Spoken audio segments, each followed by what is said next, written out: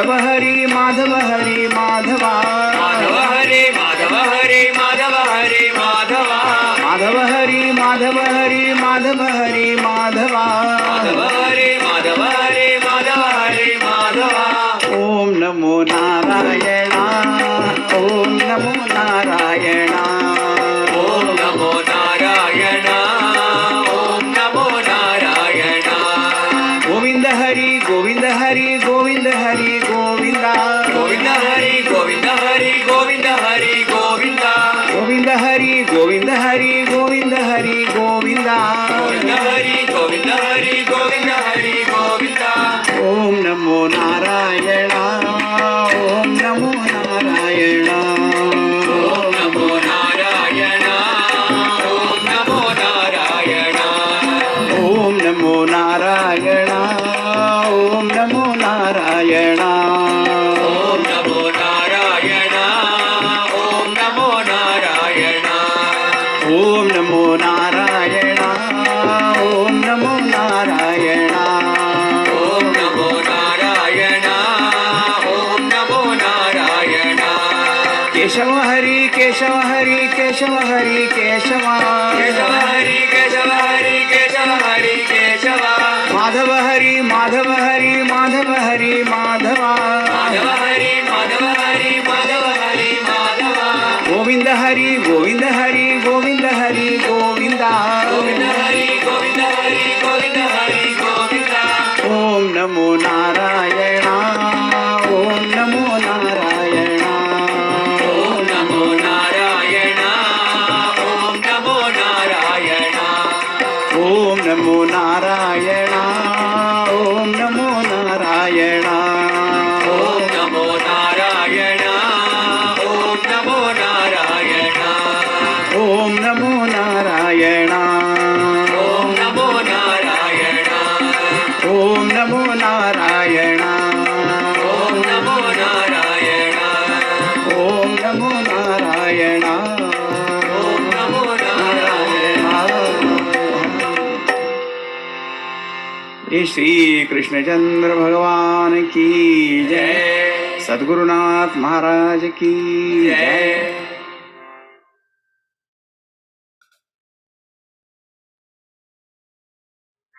गोविंद गोविंद गोविंद गिरिधारी गोविंद गोविंद गोविंद गिरिधारी. गोविंद गोविंद गोविंद गिरिधारी गोविंद गोविंद गोविंद गिरिधारी. गोविंद गिरिधारी गोवर्धन गिरिधारी गोविंद गिरिधारी गोवर्धन गिरिधारी. गोविंद गिरिधारी गोवर्धन गिरिधारी गोविंद गिरिधारी गोवर्धन गिरिधारी. गोविंद गोविंद गोविंद गिरिधारी गोविंद गोविंद गोविंद गिरिधारी.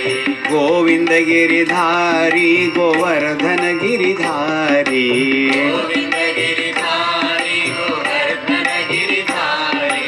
श्याम सुंदर मदन मोहन वृंदावन बिहारी श्याम सुंदर मदन मोहन वृंदावन बिहारी. श्याम सुंदर मदन मोहन वृंदावन बिहारी श्याम सुंदर Madan Mohan Vrindavan Bihari. Vrindavan Bihari Govardhan Giridhari Vrindavan Bihari Govardhan Giridhari. Vrindavan Bihari Govardhan Giridhari Vrindavan Bihari Govardhan Giridhari. Govind Govind Govind Giridhari Govind Govind Govind Giridhari.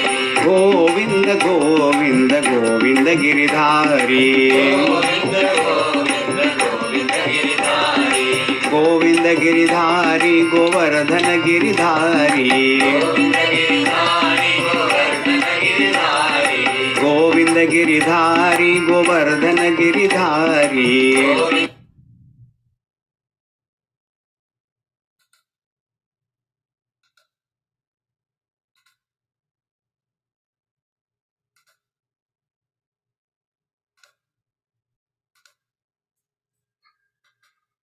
Hari Om. Hope I you're am all doing well. Awesome. You can hear me clearly, right? Very good.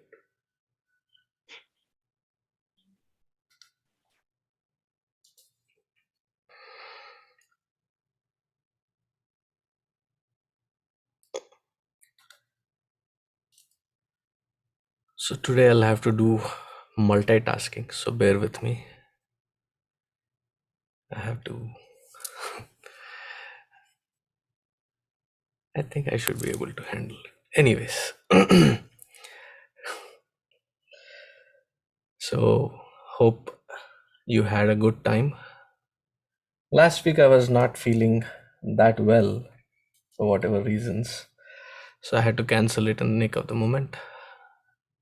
And so therefore we will be continuing with the question answers that you have asked on the last chapter, which is the 14th chapter. So we will begin today with the invocation and then start with the question answers based on who has asked. I think there are about 3 or 4 questions, so let's go through each one of them. So let's start.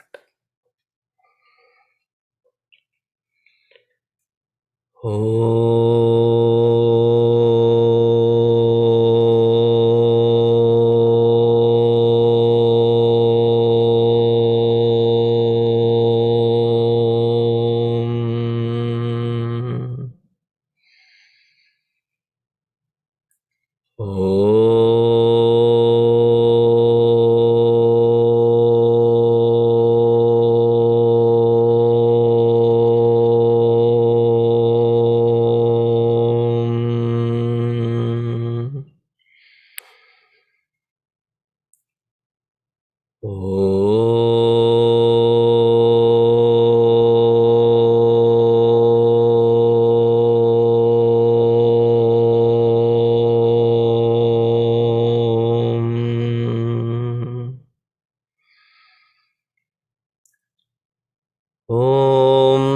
सहनाववतु सहनौ भुनक्तु सह वीर्यङ्करवावहै तेजस्विनावधीतमस्तु मा विद्विषावहै ॐ शान्तिः शान्तिः शान्तिः गुरुर्ब्रह्मा गुरुर्विष्णुः गुरुर्देवो महेश्वरः गुरुरेव परं ब्रह्म तस्मै श्री गुरवे नमः तस्मै श्री गुरवे नमः.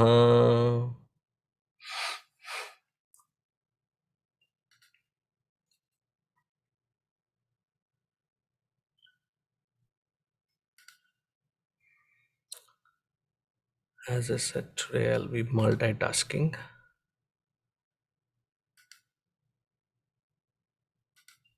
There we go. So we have 4 questions, and let's start with the first questioner, Siddharth. Hari Om Siddharth. Hari Om Swamiji. Kushalama? Aham Kushalam. Kushalama Bhavan api Kushalam asti va? Kushalama was in Telugu. Kushalamva will become Sanskritam. Samskritam. Kushalamava is confusion. So, to all of you, happy Chinmaya Jayanti. Today, 106 years ago, Puja Gurudev, Swami Chinmayananji, who established this organization and institution, he was born this very day.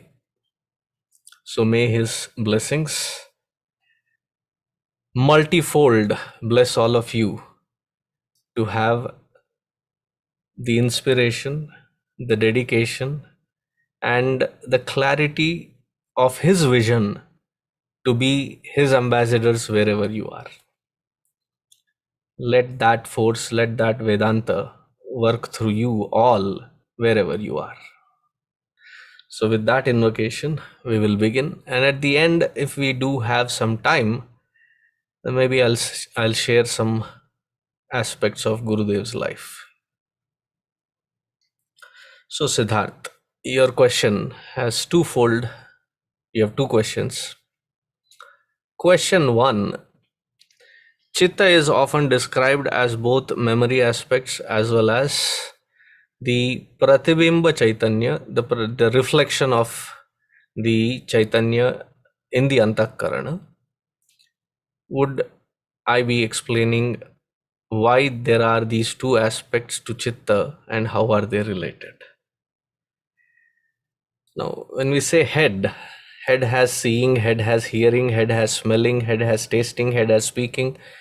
There's several aspects to it, but we call it generally as head, multifunctional. Similarly, Chitta has two aspects to it. And one is a very specific term when it is used as memory, and when it is used as the reflected consciousness and the relation to it, it is basically talking or referring to the entire Antakarana as Chitta. It is being very generic there. It is not a very specific work or aspect of its functionality. The specific aspect of its functionality is the memory. But whereas the entire Antakarana, the topmost layer of it is the intellect, and in that intellect, which is the sharpest, subtlest of all the matter layer, in there is the conscious principle which reflects, and that reflected consciousness is, as though by induction, moves from subtler to the grosser aspects. But sometimes in scriptures, a very generic term is used instead of a specific term, and that generic term that is used is called Chitta. So they are two distinct, separate aspects, one in a very generic sense, one in a very specific sense.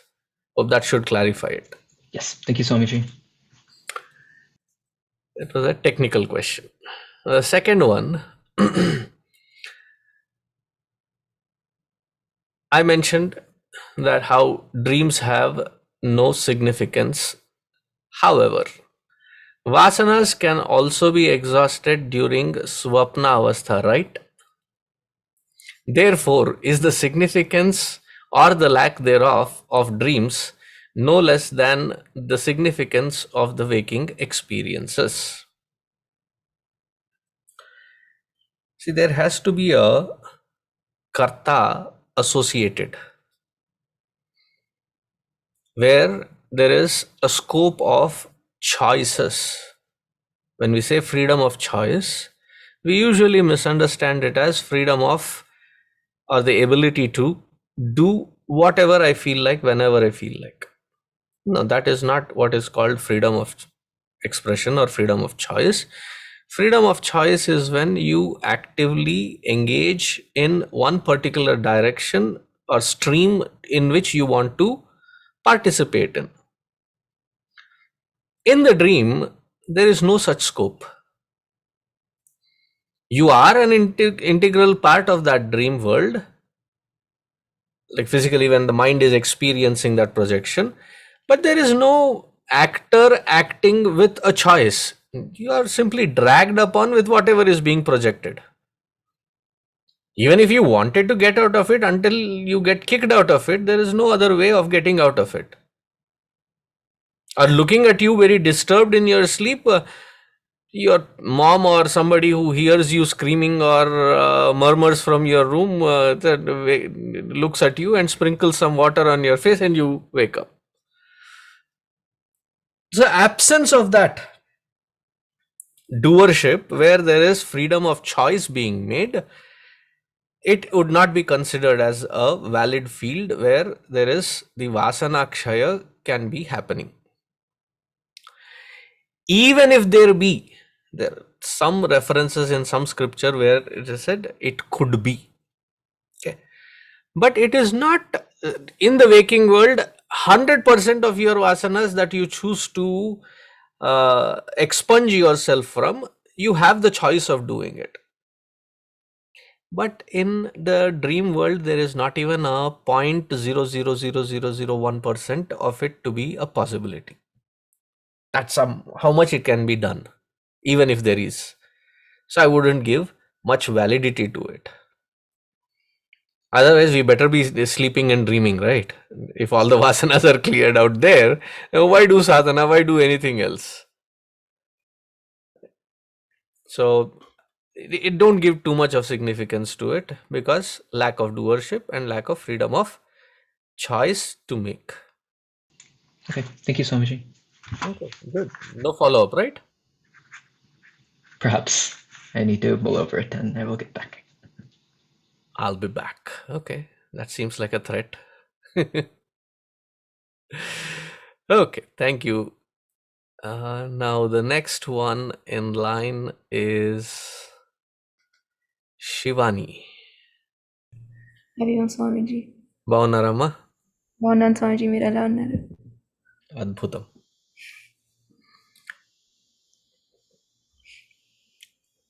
You have a similar question on dreams. And in fact, all the questions that I have today are about the dream world only. A very enticing, enigmatic field. So your question. I've heard stories of people that have seen things in their dreams that they have not previously known in their waking state. For example, mathematician Srinivasa Ramanujan would see new formulas in his dreams. If dreams are representation of the mind recreating, reflecting the world in the waking world, then how was this possible that people see or understand formerly unknown ideas in their dreams? Continuing the previous question, when people mention having interacted with Bhagwan in their dreams, is this simply a construct of their mind? Now I understand when they say long-winded.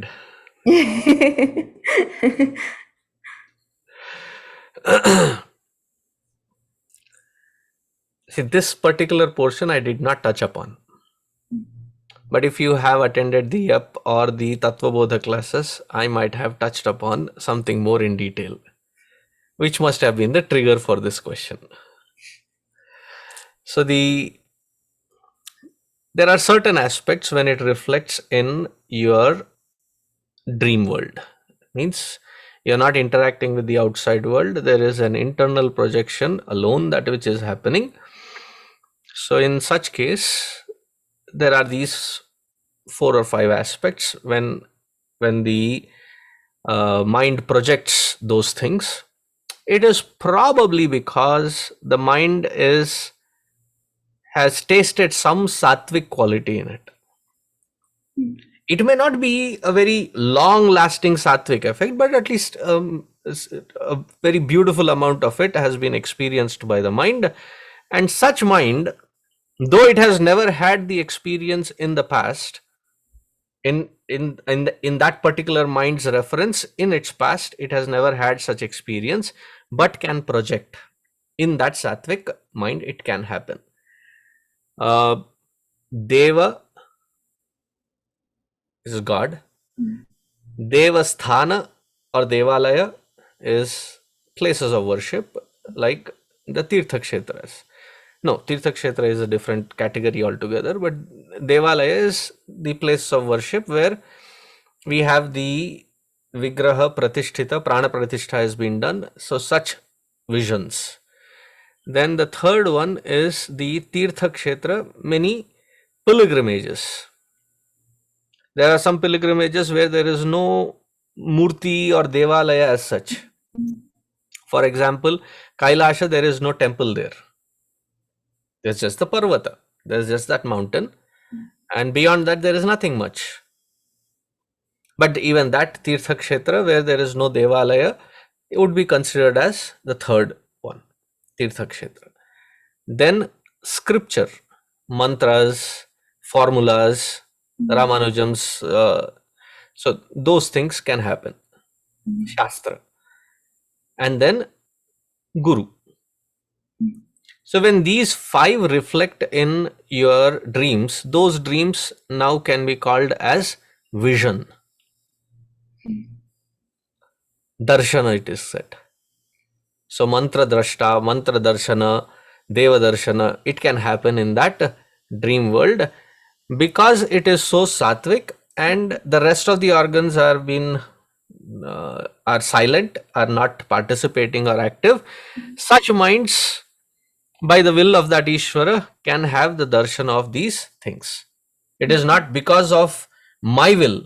It is because of the will of that Ishvara, that Bhagavan, that such things can happen in the mind.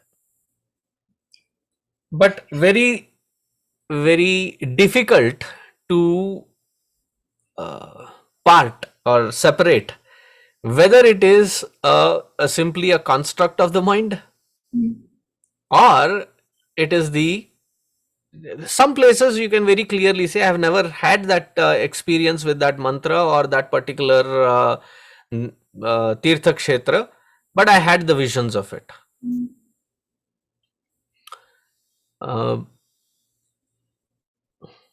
There is a incident, Ramakrishna Paramahamsa ji had 17 students. One of the first ones that became the president of Ramakrishna Mutt when it was established was one of these 17 brothers. His name was Swami Brahmananji, a prolific poet, prolific singer, a great sadhak. So he used to have this vision of a grand temple with a Devi standing right in the middle of that temple. So he is in his Bharat Yatra, he is walking, he is going in the Yatra. He reaches to Tirupati. As he is climbing up the steps, there are 2 ways to go. As he is climbing up the steps, he happens to start recognizing as if he is there before. Then he says, oh my God, I know where I have seen this. I had seen this in my vision. So he is now eager to go inside that temple, and I think the book's name is Eternal Companion, where his travelogues he has written down. Eternal Companion. I've read it like 15, 18 years ago, so I'm just remembering off my cuff here. I may be off with the name, but it is the autobiography of travelogue written by Swami Brahmananji. So there he mentions that he was eager to go see that Devi, but he was stumped because Devi was not there. It was Venkateshwara Balaji. So he inquires. There is another ashram there close by on the top of the hill. There was a Mahatma who was at that particular time. So he goes, meets him and inquires about it very innocently. Nothing with much of a expectation there as an answer. So very casually inquires about it. And that Mahatma says, long time ago, this place was a Devi Kshetra. Oh. That Vigraha was a Devi Vigraha, worshipped and invoked as a Devi Vigraha. And he goes on to say that people from the northwest of Indian peninsula, then the Sindh, Baluch, Rajasthan, these places, the tradesmen, they would come down to this particular temple to visit that Devi temple, and that Devi's name was Bala Tripura Sundari. And that Bala Tripura Sundari in a shortened form is often referred to as Balaji. Because if you refer to in Sanskritam, Balaji is not, there is no word which describes Bhagavan Narayana or Venkateshwara. This Balaji is the name of that Bala Tripura Sundari Ji. So it has been shortened to Balaji. Then he goes quickly to the temple again to have the darshan, and then he pays close attention to that Vigraha. There he says, oh, now I see why there is the the nose ring, and then there is the details that are there are definitely matching with what I have heard, what I have seen in darshana. Now it matches to the vision. So all this elaborate story is just to say that there can be the experience of that realm where, because of its sattvic nature, you could have the darshana, visions of such 5 that I mentioned. Mm. Hope that clarifies your question. Yeah. Yes. Thank you. Thank you. The next question, the student cannot come on the video, so I'll take the question. It is by Arun Dev. So I will try answering it. Arun, hope you can speak. Yes, I can. Okay, good. So I'll read out the question and tell you what I understand of the question. And if you feel that I have not gotten the question, you can correct me. Cool? Sure. So, apology for late question accepted. The 4 functions that constitute the subtle body, manas, buddhi, chitta and ahankara, as explained. However, if the dreams are representation of the mind where we could place a calling in this, where would we place a calling in this category? The calling, right away I would say that without going further into the question, because you have taken a couple of examples, cannot be put under the category of a dream. Ideas, concepts, visualizations, and certain value based, whatever you value, convictions, those convictions and these ideas, though we figuratively say that I have this dream, what we mean there is I have this conviction. I say this is a dream that has to be fulfilled. There they mean that there is a conviction that this is something to be accomplished or achieved. So it cannot be directly put, because English language versus the Vedantic language, there may be a discrepancy in using the word dream, but it doesn't mean the same. When MLK said, I have a dream, he didn't mean that he was sleeping. He means that he had a conviction. He had a conviction for various things. So he goes on to narrate what those convictions are. If not convictions, at least some ideal ideas that he had. So all of that comes under the buddhi category, which is the intellect. Buddhi is where it can visualize that which it has not yet experienced, but yet can project itself to understand, to assimilate, and dive into that which has not ever been experienced. So I think that should answer the question. Many decisions taken during this phase have a huge significance on themselves and people around, individually or at a larger set of the organization. Yes, understood. But that is the intellect that you can put it in the category of, but not in the dream world. Because in the dream world, buddhi is almost like non-functional. It doesn't have the realm of making decisions there.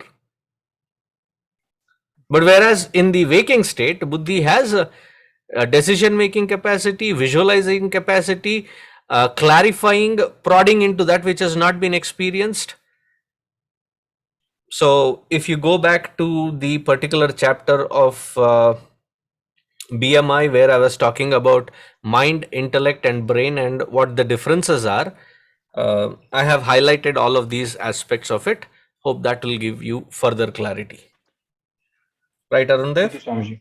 Yes, thank you, sir. Is it clear? Yes, Swamiji. Thank you. Okay, good. So that pretty much finishes up our question answers. So I go back to Siddharth now that I have the luxury of time, because he has promptly raised his hand. So I'll go back to Siddharth. You can put your hand down. It'll be hurting if you keep holding it that long. I actually have a follow-up question to your answer to Shivani's question. So about having I thought you were going to continue with your question. No, this is cheating. You are cross jumping. Okay, go ahead. Ask. So Swamiji was mentioning about the possibility of having darshanas of like kshetras or devalayas, etc. in the dream. In Mahabharata, after like Abhimanyu's death, and Arjuna decides to like, take that vow against Jayadratha, that night, Krishna, like after they go to bed, Krishna takes him like a Sukshma Sharira to Kailasa, right? How is that similar? How does that compare to what Swamiji was just talking about? That is entirely different. Really different. That is the astral travel. Okay. Well, let's not go into that topic. Okay. That is completely different. It's not this aspect of vision. Okay. Because to Arjuna's, from Arjuna's perspective, it probably just seemed like a dream. No, Right. it was the entire individuality that Okay. travels along with Krishna. Okay. So Sukshma Sharira, Karan Sharira, everything packed went along. And that is astral travel. That is entirely different. Usually it comes in the different sciences, the occult sciences, and which we have not touched upon. Therefore, we will not go into it. That's like a jalebi world. Okay. Once you go there is no getting out of it. So right away, I would say, let's stop it there. Okay. I've given you the answer. I've given you the clarity of difference. वहीं पे रोकते हैं. We'll stop it there. Okay. ठीक. Okay. If no further questions, then I will touch upon Puja Gurudev and his life as seen in the 108 names. So today I've been spending a lot of time, even in the afternoon, I was talking about two particular aspects. One is Jirna Mandirodharakaya Namaha, the one who had the vision of rebuilding with quite an emphasis of the temples and the Tirtha Kshetras which are in a dilapidated condition. So Jirna Mandirodharakaya, the one who uplifted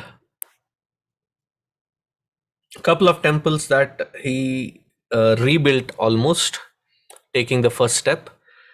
One example is the Badrinath temple in the Badri Dham in the Himalayas. Then the second example that can be taken is Adi Shankara Nilayam, which was completely in a very bad condition. So it was rebuilt again, maintaining its pristine condition of the house, especially where Bhagwan Adi Shankaracharya ji was born. It has been maintained as is. That which was there ancient, it has remained so even today. So Gurudev gave a special importance to that place, and rightly so, to the birthplace of Adi Shankaracharya ji Bhagwan. It is being used for research on the Vedic texts, specifically on the Advaita Vedanta Research Foundation. So it is aptly called as Chinmaya International Foundation, where all the research that has to be done, all the manuscripts that have to be saved, which are very, very ancient manuscripts, some thousands of years old manuscripts. So all of them have been cured there. So to give you a couple of examples, couple of other examples are about 80-85% of the temples that have been built before 93, before Gurudev attained Mahasamadhi in US, were either consecrated or the Shankusthapana, the cornerstone laying, foundation laying ceremony, or the Shikhara Puja. One of this or all of it were done by Puja Gurudev. So the example that I was giving was just after his quadruple bypass surgery, he traveled all the way to Houston, Meenakshi Temple, to I think it was the Shikhara Puja. So, Jirna Mandira Uddharakaya Namaha. So that is one I covered. The second one that I covered was Shastrodharakaya Namaha. Shastra Uddharaka, the one who has revived the Shastra.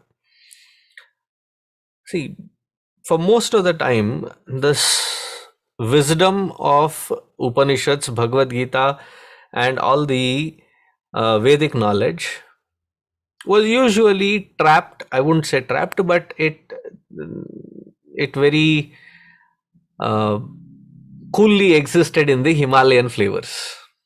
Meaning, in the Gurukulas, ashrams there, it survived.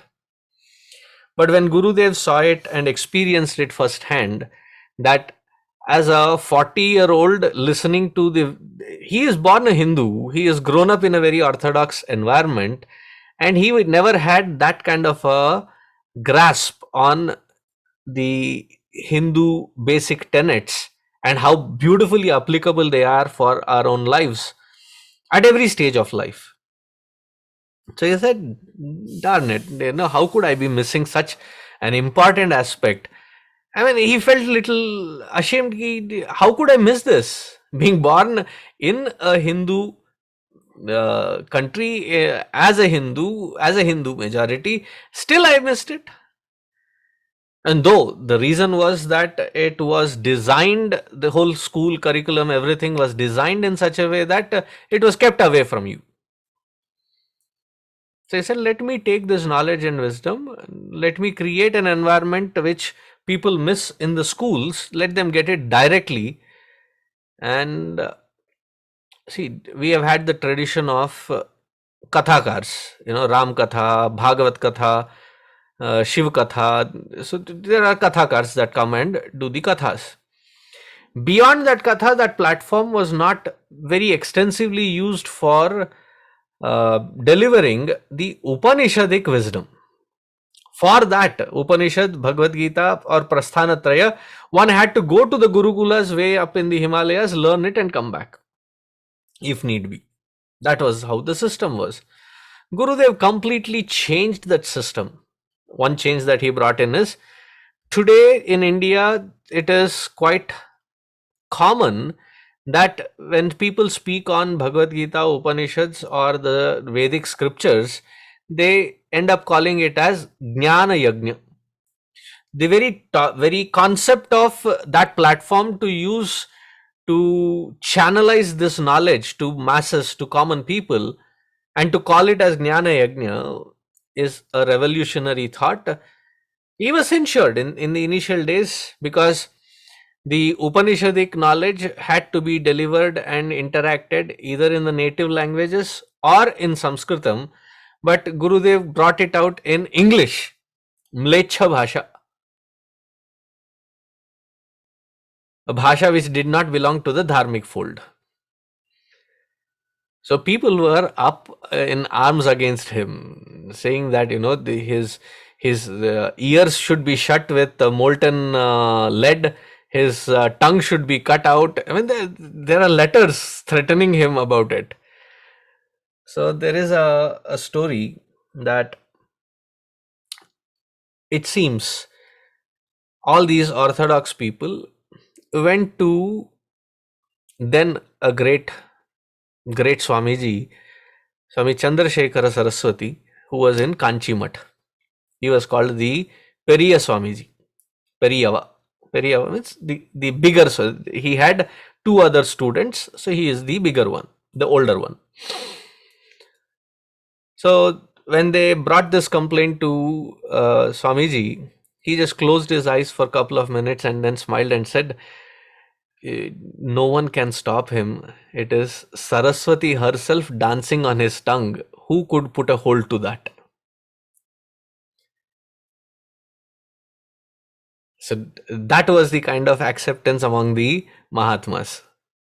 So Shastra Uddharaka. So one, he brought it from the plains to the common people. Second, as I said in CIF, he created an environment where the research can be done to find the original texts in the palm leaf written scripts. So one of the a big hall of such scriptures, such manuscripts that were found, very ancient ones. It was written in, see, Sanskritam. Today, most of you who are born and brought up here in US, you end up reading the Sanskrit shlokas in English, transliterated English format, right? Though you're reading Sanskritam, it is in the script called English. So prior to Devanagari, Sanskritam was written in Sharada Lipi. That is name of one of the scripts. Prior to Sharada Lipi, it was written in Brahmi Lipi. Most of the manuscripts that were, the big hall of it that were found, they were in this Brahmi Lipi. Then, people from SIF tried to identify who in present day in the world can read this Brahmi Lipi. This is way back 26 years ago. At that time, they found that there is only 3 people that can read this Brahmi Lipi. One was already on deathbed. One had glaucoma, so his seeing was not that great. And the third one was in his late 60s, but with functional faculty. So immediately it was, I think it was 25 years ago, the first batch of Gurudev Sankalpa that people should learn Brahmi Lipi, the students were produced. Today we have produced more than about 2,000-3,000 people that can read that script, and about 600-700 people have done multiple researchers, PhDs and thesis and postdocs on these scriptures written in Brahmi Lipi. Shastrodharakaya Namaha. Then the third aspect of Shastrodharana is see, many of us Hindu, when our parents or that particular era of people, they grew up listening to the processes and they were asked to perform those methods like puja or anushtana or some kind of vrata or things like that. They were told and they did it, because even if they ended up asking, there were no answers. Nahi puchte aise, karo. They ended up doing it. But today's world, we find that there are a lot of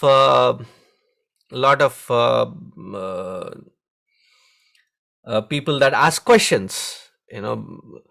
Like I can tell you one question. Kids, you have to be very careful.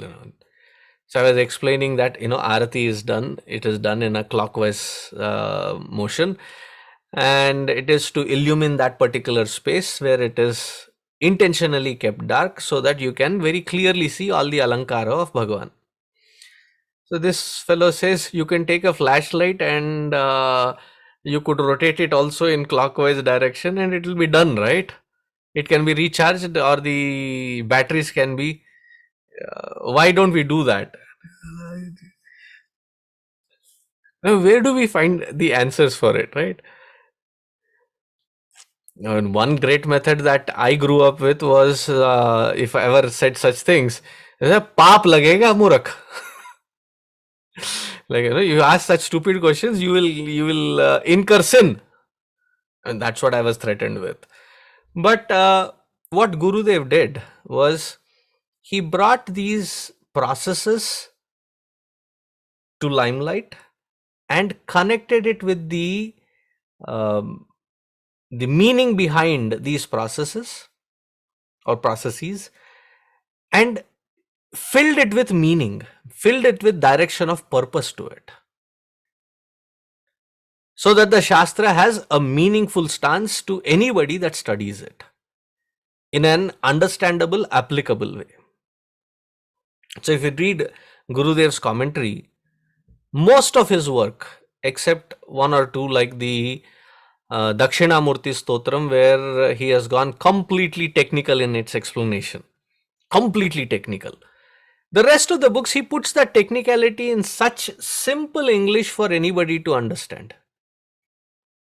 For any commoner to understand, he takes away the technicality, the toughness of that technicality, puts it in our easy to understand day-to-day language where we find it very applicable.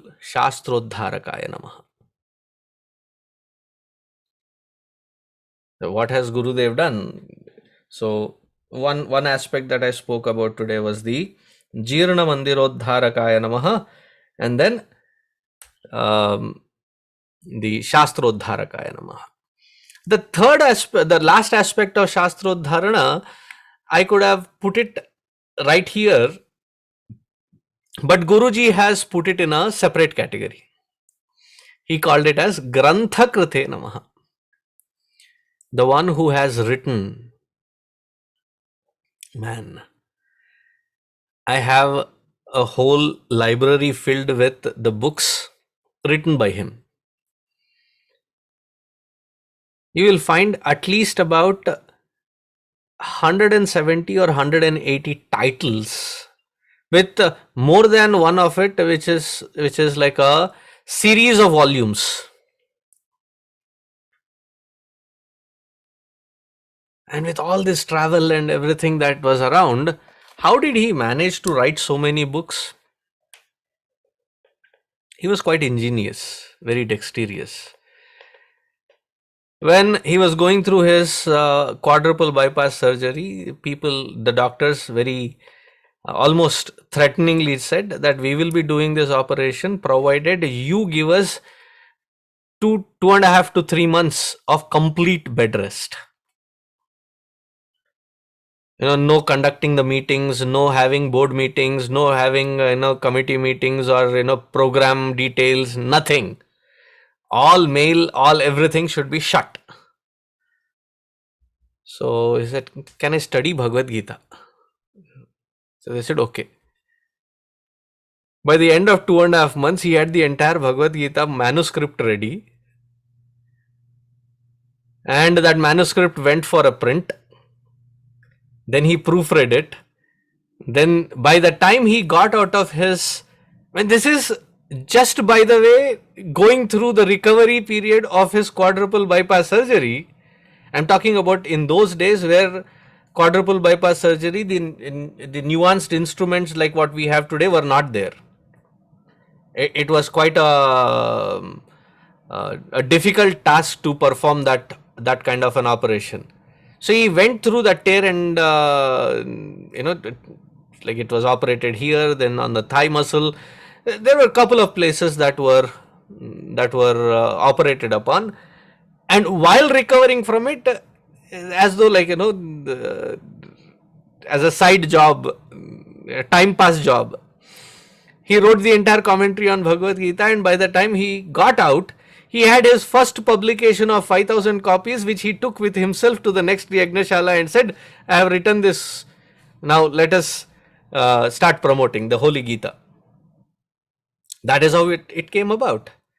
The rest of the Upanishads and the other books that came about were in the initial days when he used to speak. Now, if you have had an opportunity to read Kathopanishad, Mundakopanishad, Ishavasyopanishad especially, you will see that the introduction he has spent 180 pages. The rest of the Upanishad he has explained it in 100 pages. So he used to give lectures on the Upanishads like a 2-month series. Like he used to speak for 40 days at a stretch. Every day's lecture was transcribed. People would jot down in shorthand, give him that shorthand notes, and by the next day he would make a fair copy of it. There was before the photocopying, there was another machine where you can write it on a certain kind of a paper. The imprint on that paper, uh, they they had some kind of a print technology where they would go through the rotations of it, and it churns out the prints of it. So by the next day morning, end of the class, he had the earlier morning's class notes ready, prepared for people to take home as Yagna Prasada. Compiling all of these notes, by the end of the lecture series, he had a book ready waiting to be printed. He is on one way preparing for the lecture, delivering the lecture, writing the notes down, preparing a fair proofread copy, and by the end, there is already a book being published. So, Grantha Krite Namaha. And most of his work, the way he expressed in English, it came out as poetry, a very poetic language that he used. And case and example would be when you read the pledge. So somebody asked for, I think it was in Kerala, they asked for the pledge format, and he really liked the idea. So he sat down, closed his eyes for a couple of minutes, and he had his person with paper and pen. He said, start writing it down, and they wrote it down.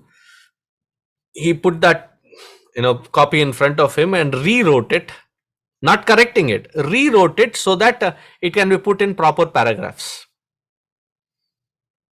And since then it has been that way, that the entire pledge came out in one flow with such grand vision in it, such grand depth in it. So Grantha Krite Namaha. For that matter, this book that we are studying, Self-Unfoldment, man oh man, I must have studied it at least 200 times. I must have discussed on this book at least about 150 times. And yet, every single time I read it, there is a newer flavor, newer depth to the work that I have already studied so many times. I mean, the book has such richness to offer. So, Grantha Krite Namaha. And every word can be explained. But just because it is Gurudev's 106th birth anniversary, Jayanti, so I thought I'll pick at least 2-3 today to share with all of you. Hope it took you closer to your thinking and visualizing of Gurudev. So may you be connected to him. So with that, I think I'll stop for today. And I'll ask Krishna Priya. Hi, Om Swamiji. Hari Om Beta. Can you chant Hanuman Chalisa today?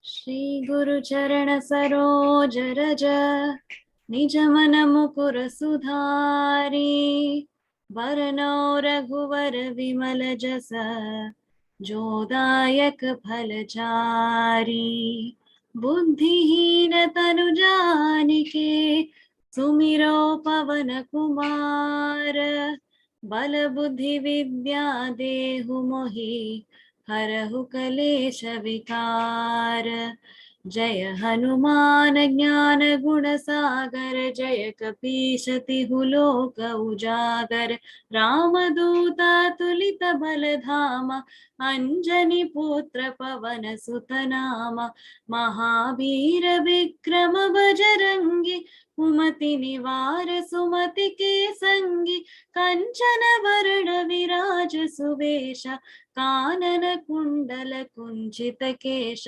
हाथ वज्र और ध्वजा विराजे कांधे मूंज जनेऊ साजे शंकर सुवन केसरी नंदन तेज प्रताप महाजगवंदन विद्यावान गुणी अति चातुर राम काज करिबे को आतुर प्रभु चरित्र सुनिबे को रसिया राम लखन सीता मन बसिया सूक्ष्म रूप धरि सियहि दिखावा विकट रूप धरि लंक जरावा भीम रूप धरि असुर संहारे रामचंद्र के काज सवारे लाय सजीवन लखन जियाए श्री रघुवीर हर शिवर लाए रघुपति कीन्ही बहुत बढ़ाई तुम मम प्रिय भरतहि सम भाई सहस बदन तुम्हरो जस गावै अस कहि श्रीपति कंठ लगावै सनकादिक ब्रह्मादि मुनीसा नारद शारद सहित अहिसा यम कुबेर दिक्पाल जहाते कवि कोविद कहि सके कहाते तुम उपकार सुग्रीवहि कीन्हा राम मिलाय राजपद दीन्हा तुम्हरो मंत्र विभीषण माना लंकेश्वर भय सब जग जाना युग सहस्र योजन पर भानु लील्योताहि मधुर फल जानु प्रभु मुद्रिका मेलि मुख माहि जलधि लांघि गय अचर जनाहि दुर्गम काज जगत के जेते सुगम अनुग्रह तुम्हरे तेते राम दुआरे तुम रखवारे होतन आज्ञा बिनु पैसारे सब सुख लहै तुम्हारी शरण तुम रक्षक काहू को डरना आपन तेज सम्हारो आपै तीनों लोक हांकते कांपै भूत पिशाच निकट नहीं आवै महावीर जब नाम सुनावै नासै रोग हरै सब पीरा जपत निरंतर हनुमत बीरा संकट ते हनुमान छुड़ावै मन क्रम वचन ध्यान जो लावै सब पर राम तपस्वी राजा तिनके काज सकल तुम साजा और मनोरथ जो कोई लावै सोई अमित जीवन फल पावै चारों युग परताप तुम्हारा है प्रसिद्ध जगत उजियारा साधु संत के तुम रखवारे असुर निकंदन राम दुलारे अष्ट सिद्धि नव निधि के दाता असबर दीन जानकी माता राम रसायन तुम्हारे पासा सदा रहो रघुपति के दासा तुम्हारे भजन राम को पावे जन्म जन्म के दुख बिसरावे अंत काल रघुवर पुर जाई जहाँ जन्म हरि भक्त कहाई और देवता चित्तन धरई हनुमत से सर्व सुख करई संकट कटई मिटई सब पीरा जो सुमिरे हनुमत बलबीरा जय जय जय हनुमान गोसाई कृपा करहु गुरुदेव की नाई जो शत बार पाठ कर कोई छूटहि बंधि महासुख होई जो यह पढ़े हनुमान चालीसा होय सिद्धि साखी गौरीसा तुलसीदास सदा हरि चेरा की जय नाथ हृदय महडेरा पवन तनय संकट हरन मंगल मूर्ति रूप राम लखन सीता सहित हृदय बसहु सुर भूप सियावर रामचंद्र की जय पवन सुत हनुमान की जय उमापति महादेव की जय बोलो भाई सब संतन की जय श्री सद्गुरुनाथ महाराज की जय। Thank you.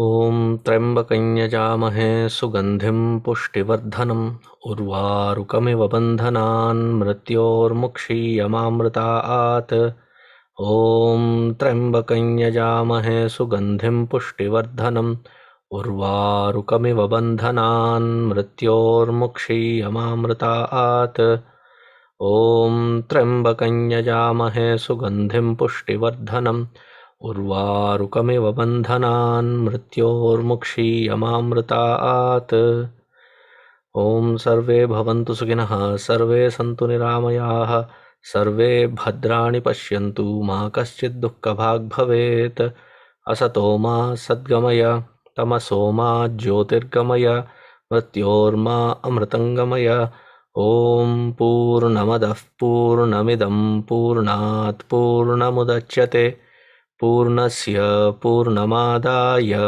पूर्णमेवावशिष्यते ॐ शान्तिः शान्तिः शान्तिः हरिः ॐ श्रीगुरुभ्यो नमः हरिः ॐ.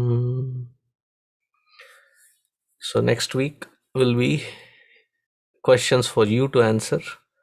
So as I said always, that is when I am very eager to hear all of you speak. So we will meet next week for that. Until then, stay safe.